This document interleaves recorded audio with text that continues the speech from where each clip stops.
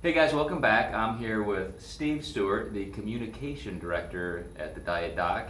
And right before I hit record, he just said, I have no idea what we're doing because we're here to work out. Yes, sir. And then he all of a sudden is sat down and thrown in front of a video camera, so he has no idea what's going on. But we are here to train, right? Yes, sir. Something we do want to. Yes, sir. We are. So you gotta like do a pose or something. Okay. Oh. Anyway, we'll work on that one. Here's why I wanted to interview Steve. We have a fantastic origin story that I don't think gets told enough because it happened so long ago. When did we meet? 2003. 2003, so 13 years ago, just about 12, Yes. 13. Yeah. Are you comfortable sharing the context of how we met? Sure. Why you approached me, that kind of thing? Sure. All right. Okay, so I had seen Joe around the church Mhm. that we both attended at the time.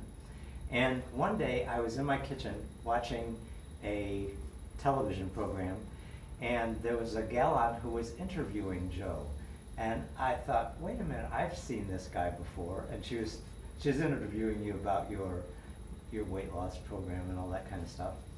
So the next time I saw you at the church, I said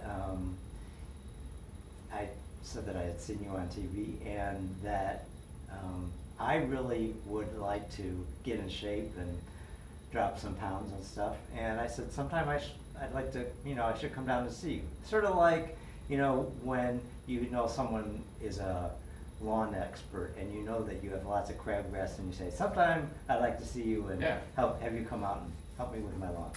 I remember that explicitly. I remember when you approached me, and obviously we ended up meeting after that. But what was the real impetus for that? Like, what were you going through in your life? What were you thinking that said, "Hey, I want to lose some weight"?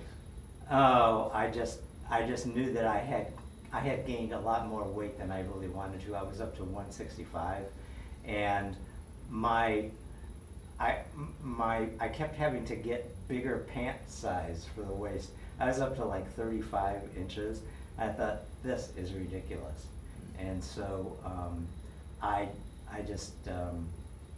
really wanted to get back in shape because I had run cross country and track when I was in high school, and I kept running, but I just let the pounds go on. Yeah. And at the time, this goes back a ways, but I know you had some muscle gain because we started doing some training as well. Do you remember how much weight you lost, how much body fat, how much muscle you gained, that kind of thing? I think it was like 10 pounds of muscle gain, and I got down at one point to 126. Okay. So 40 or so, 40, almost probably 50 pounds of body fat loss. Yeah, At that point. yeah. Okay. Now, I do remember too, because I want to not just tell our story, but talk about why we're here. I'm interviewing him in the gym on purpose, because that was a big part of the process. You didn't just start losing weight, but as a guy, you were probably about 55 at the time, or low 50s? 53. Okay. Yeah. You had been active in high school, hadn't done much since, and then you're all of a sudden like, wow, I'm in this all the way. I want to train, I want to lose weight, and so forth. And I recall specifically, you had a lot of back pain. Yes. And you had even gone to a pain management clinic, and they had suggested, perhaps injections, this and that, maybe even surgery. And when you started training, you even brought me some diagnostics. And I remember, I think you said the surgeon or somebody, the physiatrist, said that you have the spine of like a 90-year-old woman or something like that. You had 8 or 9 herniated bulging discs, tons of degeneration, that kind of thing. Yes. You were about ready to get injections in like your hamstring tendons. Yes. Because of that referred pain. Right. And I said, I think it's something more than that, more structural, and as you get stronger, hopefully you can avoid anything drastic. So what's that been like? Well, I mean, one of the things is the neurologist who was looking at my MRIs, when he realized, he said, I'm really shocked that you're not in a lot more pain than you are, because I had been working out. And so he said, just keep doing what you're doing. Because we were talking about back surgery. And he said, after you had been training me for quite a while, just keep doing what you're doing. I'm not going to prescribe any back surgery for you. And you haven't had anything No, since, right? So no, you're good. no. So taking care of yourself, obviously. I'm sure you have some days where your back doesn't feel as good as other days, but you've made it this far with your health improvements. Yes, sir. So awesome.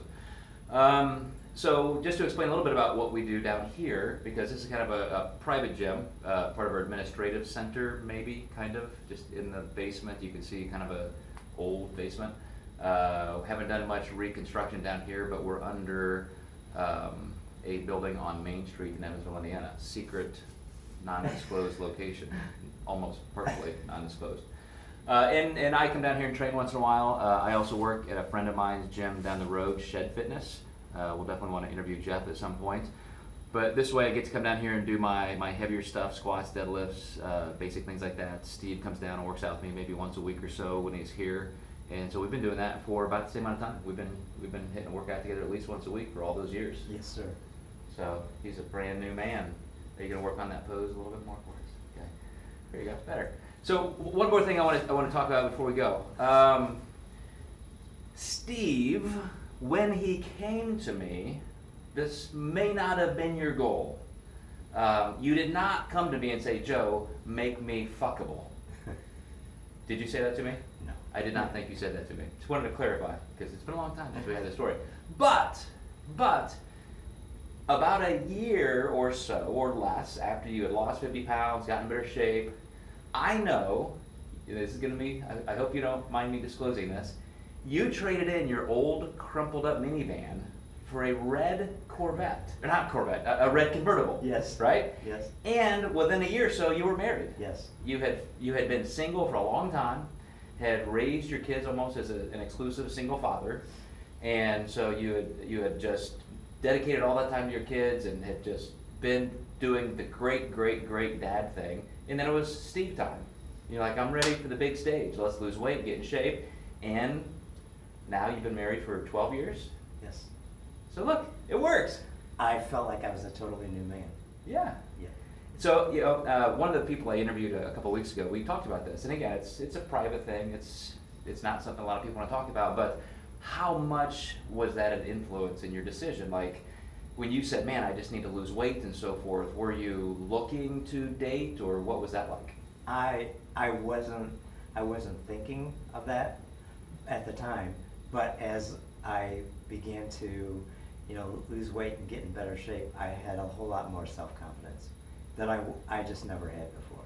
It's awesome, man. Awesome. Yep. So, again, we've known each other for 13 or so years. I told Steve someday when he retires, I'm going to hire him because I love this guy.